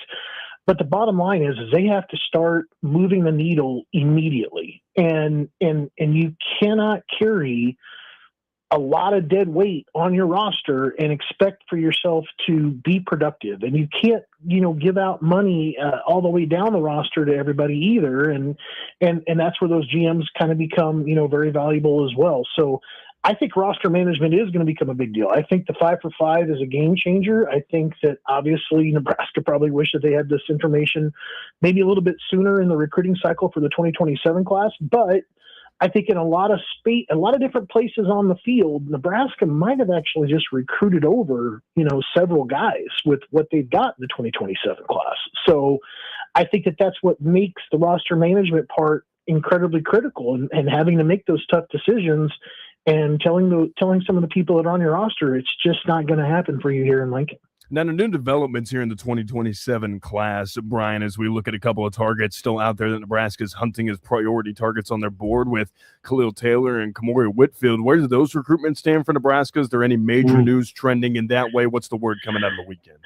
Yeah, Steve Wiltfong, dropped some knowledge on everybody last Thursday. I was hearing the same knowledge, unfortunately, but I was in a car driving to Nebraska, and there's some positive indication that Khalil Taylor is going to announce for Nebraska next Monday. And I think I put in my prediction for him on Thursday as soon as I kind of heard about it. And I think this could be potentially a massive get for Nebraska. Like when I put on the film, like let's just compare some side by side here from like Matthew Gregory to like Khalil Taylor. Both guys are are speed guys. Like Gregory's got a little bit of an edge there as a 10-4 guy. Taylor's kind of a 10-5 guy. I mean, either way, you're splitting hairs in some discussion. But to me, Khalil plays faster than Gregory. When I put the film on Gregory, I could never see the 10-4, speed coming through the film. With Khalil, he is such a fluid athlete. Everything is connected with him when it comes to his athleticism. Probably because I felt like, Matthew Gregory was a little bit limited on the routes that I felt comfortable with him doing on the route tree. Taylor, on the other hand, he's a technician. He really is very technical when it comes to being a route runner.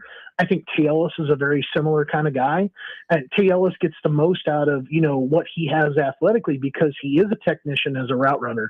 But when you have athleticism like what Taylor has, and you're a technician when it comes to playing the wide receiver position, that's when you start to see those guys really stand out and pop because they're doing the things right to be technically proficient at what it is that they have to do when it comes to their steps and getting hands off and, tracking the football and high pointing it, all the things that go along with being a technician as far as being a wide receiver.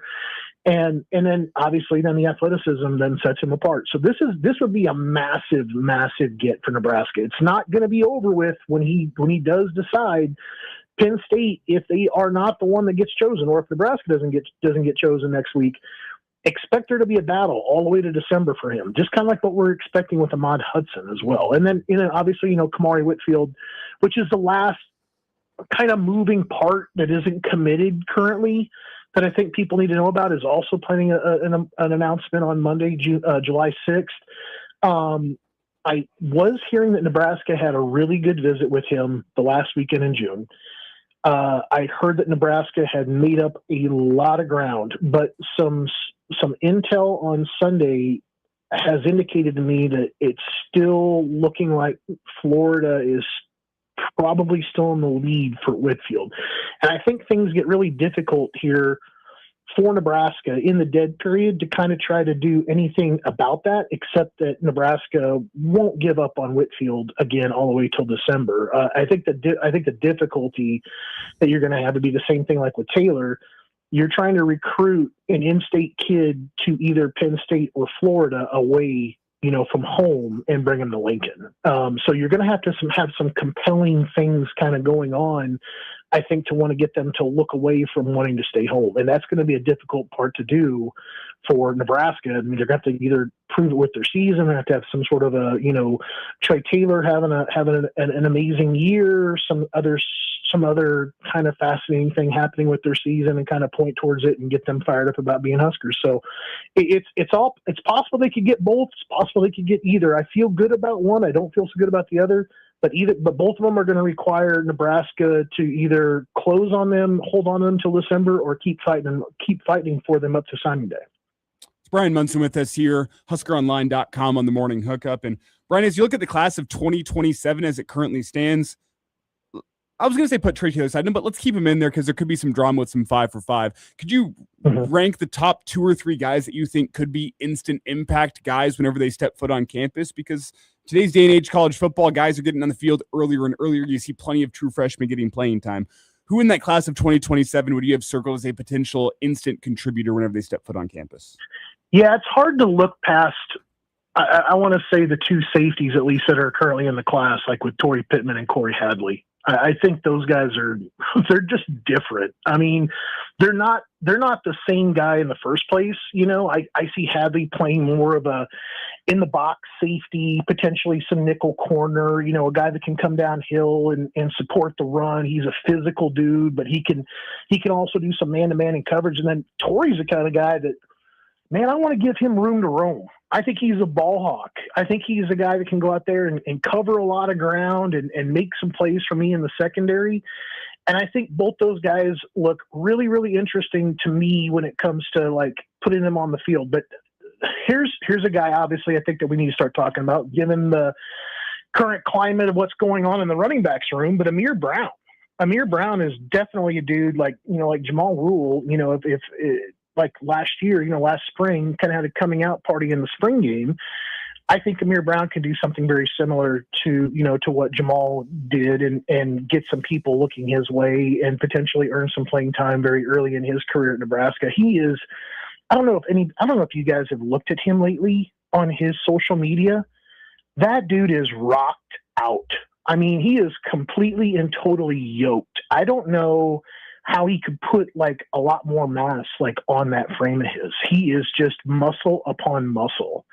I like Amir Brown, but then maybe like another defensive guy, like a defensive guy, like a teaser. I like Nehemiah Umbadi. I had a firsthand account of a person that was up there checking out Nehemiah. And that dude's built different. I mean, he is got these really strong trunks for legs. He's got a lot of size, to him. I think, the person who saw him kept referring to him as he's pretty. He's pretty. Like pretty in a way like this dude looks like, he is D1 ready. So I would say Umbadi, because I think some defensive linemen are going to get a look. So I'll go ahead and say Umbadi as well on that one. Again, we're speaking to Brian Muntz on HuskerOnline.com. Brian, when you look at the class, obviously 27, big-time closing rate, by the way, which has got to be above average in the landscape of college athletics. I just got through watching the Watch and Dream doc on Husker basketball. And I did as well. Oh, my goodness. But again, I want to relate it back a little bit because you see a closing rate like this at Nebraska right now, which has been super impressive. What are we, mid-70s, roughly guessing on doing North Carolina math in my head. But you look at what Fred and staff have done. They talk culture year to year. What is it about this? Because college football is a different animal when you're dealing with the numbers you're dealing with, the NIL dollars between Big Ten and SEC, the arms race. What is it that has made Nebraska this successful in a closing rate this time around? I mean, I think it's some attention to detail. I think it comes down a lot to, you have those culture building kind of guys. Like, I think one of the biggest losses that this team is going to have to try to figure out how to replace him. And it's not because of production on the floor, because I thought sometimes on the floor, he didn't play all that great. But Buchengel to me was a big culture guy for Hoiberg. I mean, he was the guy after the first tournament win, putting T-shirts on the head of Hoiberg on the live feed with CBS.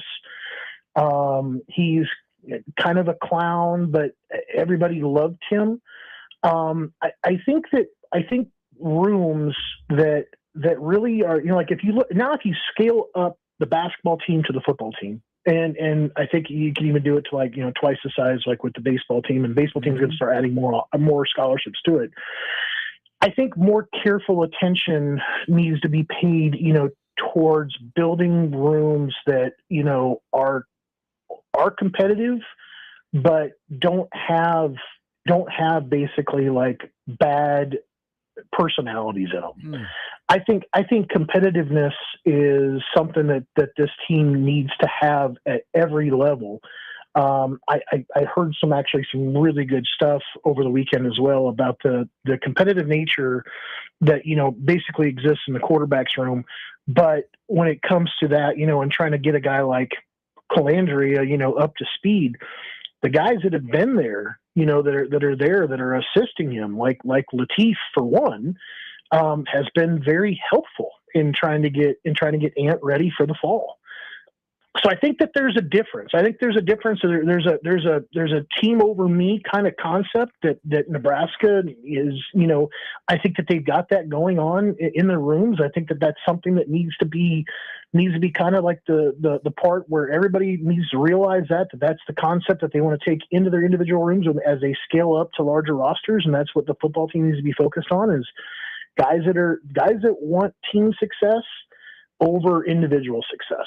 And I think that once you kind of have that's where special things, I think, really tend to happen. I think you probably have heard that from several players in the 90s too. Like, it was always a team first mentality. That's what I think is really the secret sauce when it comes to teams that are very successful.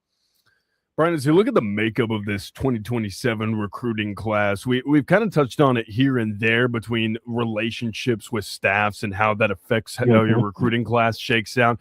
We've seen it in recent years where Nebraska's either been more Florida heavy, or maybe they've been able to go really heavy within the 500-mile radius, or there's been some dips into Texas.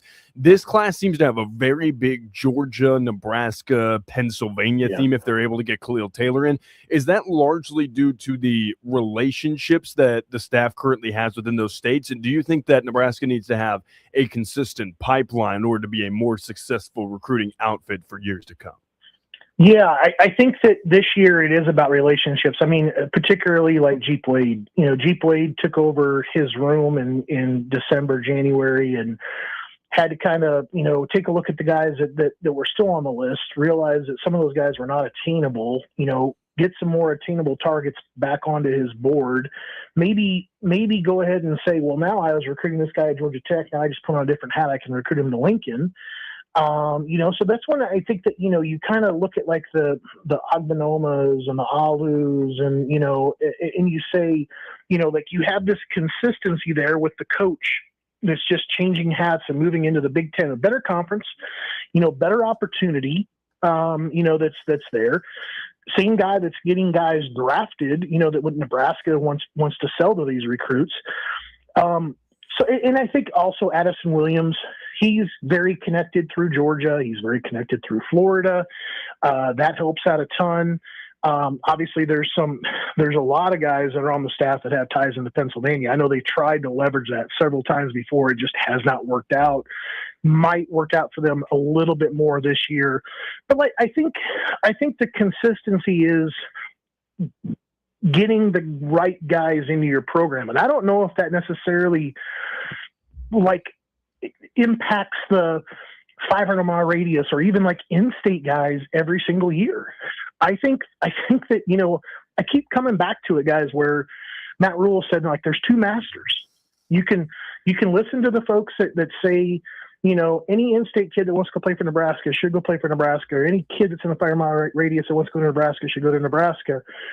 And then you realize you're not doing the right thing for your program necessarily, and you could go get a better guy that fits, that's going to help you get a couple more wins, and that's the second master.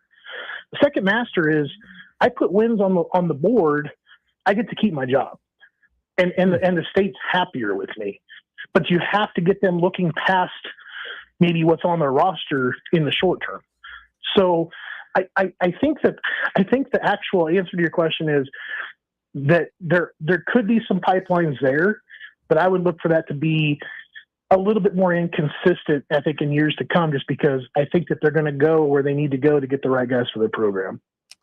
It's Brian Munson with us here. And Brian, before we get you out, I do need you to look ahead to the weekend. Lay out your perfect 4th of July for me. Is it lake? Is it pool? Beer? Margarita? Steaks. Golf course? $1 million in fireworks? Just lay it out. Yes. Open-ended question. What is your perfect 4th? Yes. Man, I wish I was up there with my wife, because I had to come back home, and she's doing the perfect weekend. She's got the pool at the house. She's going to have her dad that is wants to invest, of course, in a lot of fireworks. But one of the coolest things about just hanging out there in North Platte, particularly like after COVID, they blew up everything they could.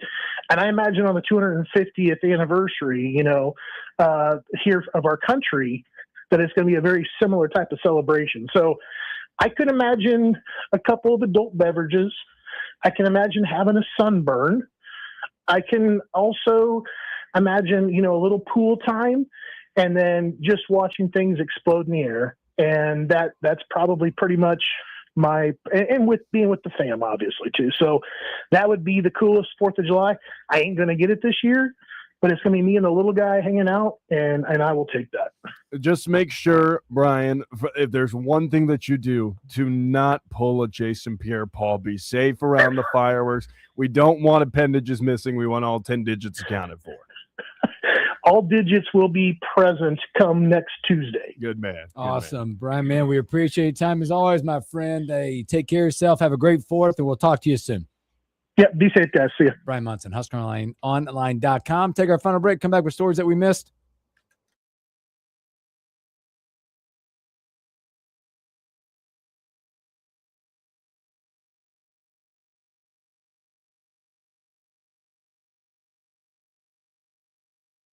Friday for 4th. Oh, we're good. Just Friday. Friday. That's what I thought. Okay. We're good. Did you see those uniforms I sent you? Yeah, the Northwestern ones. Oh my God, they're sexy. You got to show Hooksy those. Northwestern jumping into a little love. Brother, they are. They're nice looking. I got to give them that. I want to see. He said. He's pulling them up. He should give me my wife. He should pull them up on the stream. He's giving Show my the people. gave the wife finger. What? 1 minute, honey. Sorry, Elijah. Here we go. Okay. We're going now. I like those. Yeah, I do too. I'm in. As if I wasn't buying enough Northwestern stock already. I like the two shade the 2 shades of gold they're using on the uniform too. That's what brings it together. Yeah. The patch is nice. Yeah, I'm a huge fan. As if I wasn't buying more Northwestern stock.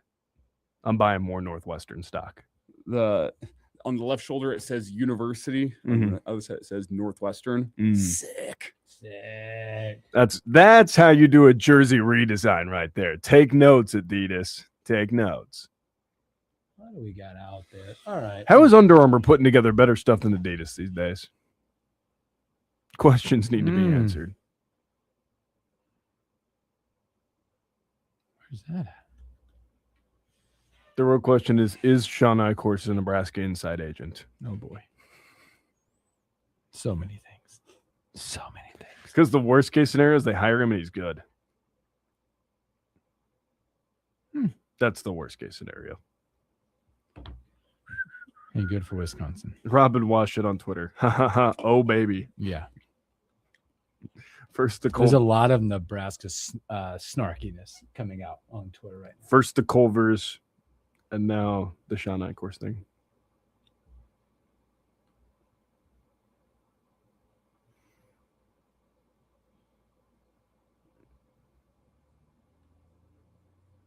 Monterey is a 6-hour drive from San Marcos, which means whatever that completely unhinged shootout was officially qualifies as Pac-12 after dark. Oh, wow.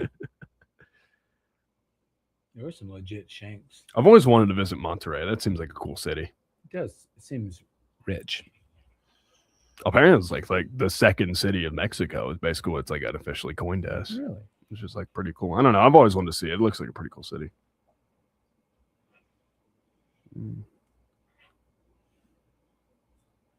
Be a fun topic here for the last segment. You got one? If you could, one city in the world to vacation to, which city are you picking? Oh, I haven't shut up about it, so I know what I'm talking about. I know where I'm going.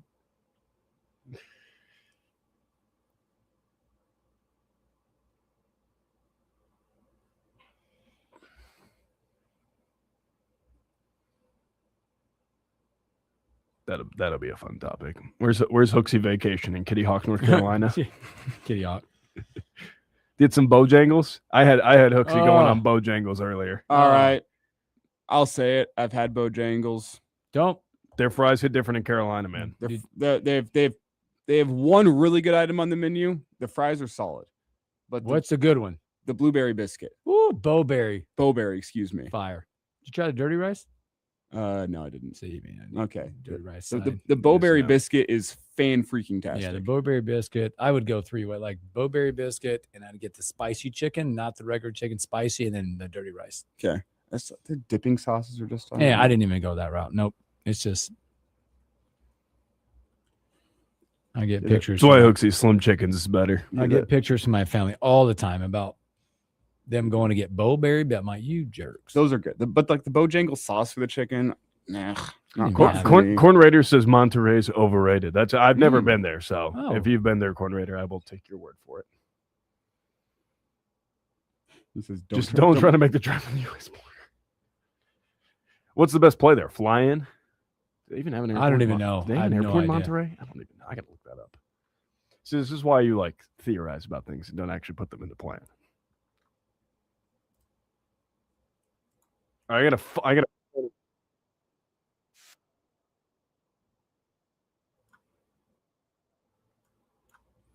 Here we go. I got a funny one.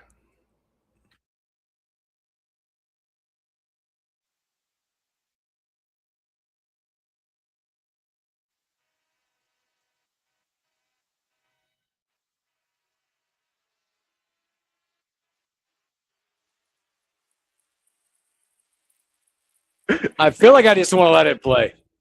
That's so good. They can have that and him. It's so good. They can have that and him. Jump around. A few moments left. Hang out with you guys. Thanks for hanging out with us as well. Special thanks to Brian Munson, HuskerOnline.com. We were talking during the break about the city of Monterey, where Netherlands last night fell to Morocco. That's the question you get, fellas. One city in the world to go and visit. Let's say you get to go spend a week there. Oh, what city you picking? A week in one city. I'll jump in the deep end here first. Okay. Give me Tokyo. Nice. I've heard a lot of great things about Tokyo. I've heard a lot of good things about Tokyo as well. Look, so I kind of got one. I haven't shut up about it for the last 3 weeks. I got a harebrained idea, and then I looked into it, and actually monthly rent there is about the same that you would pay in Omaha, which is really funny. I would love to spend a week in Lake Como, Italy. Ooh, great spot. And apparently one of my buddy's brothers has been there and says it's absolutely worth the hype and more. And I'm like, well, know where I'm retiring. sorry, fellas. I said to my girlfriend the other day, I'm like, hey, if I'm in Lake Como in some capacity by my 40s, I've made it in life. That's a good one. I'm good. I don't know the actual city, but what I need to go do and I want to go do is Scotland golf trip. Yeah, you need. I don't know where you stay at, what the route looks like, but the number of golf courses in Scotland that I want to go play, that's a bucket list. Being a golfer and loving that part of the world. I would love to do an Ireland trip too. We did that. We did the Dublin. Was it worth it? Because I'd love to go to Cork County. Yes, see but you got to go do it that way. When we went for the Nebraska week out there, we went the week before and stayed the week, saw the game, and left Monday. We went to Dublin. We only stayed in Dublin 2 nights. Right. The night we got there, the day we got there, and then the night before the game. Other than that, we're in Cork, Limerick, the fall, all that. We left. We got out. Kilmarnock, yeah. All that. That was the way to do it. We stayed at a couple castles, the Dromoland Castle, played golf there. Because it's not a huge island, is it? The Waterford Castle, stayed there. We got out and saw all the local, real Irish stuff. That's what I would go do. Hey, something to watch for today out there. Boy, the return of Serena Williams today. Sounds like about about an hour from now or so, our time. She will get back. She's going to be on center court today. Taking on her opponent. First time in 4 years at the age of 44. Big time stuff for her. There's Wimbledon is off run. Man, I love when the World Cup comes, everybody likes to watch. I'm a big Wimbledon fan. I like Wimbledon, but not right now. Nope, because you got World Cup. It's there. Post 4th of July, Wimbledon, once it starts getting down to quarterfinals, semifinals, yeah, I'm in for that. There's a lot of Everyone's wearing all white. It just looks, it's the Masters of classy. Tennis.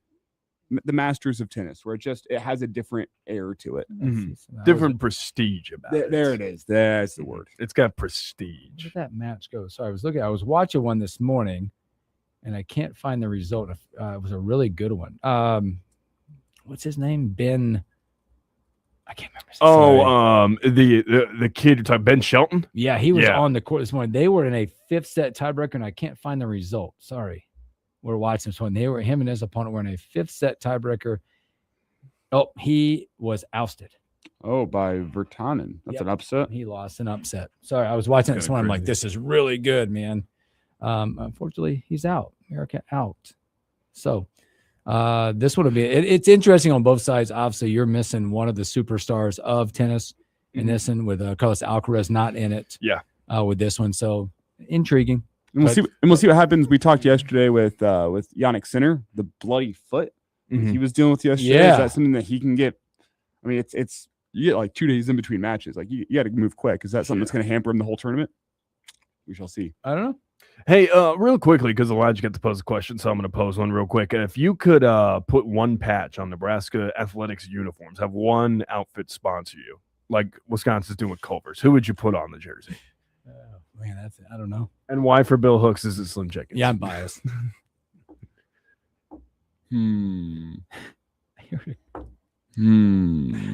Because I've heard some people kicking out the runs idea. Wrong answers only, please, for this. That's what I'm trying to think. Wrong answers only. I heard a fireworks commercial this morning. on one of our stations that were describing where the fireworks stand was, and it said formerly known as Shakers. Ooh, The Office. Romantics. The bar. Golden tea. Golden tea. Golden tea's pretty good. The end zone or something like that. Something we haven't found a lot. Let's do that. Sinaloa Cartel. Hooksy out tomorrow, but you guys are going to have Elijah. You got YZ, Husker legend, Henry T. Buchanan, more World Cup, and a whole lot more. Have a great Tuesday. Catch you on Hump Day.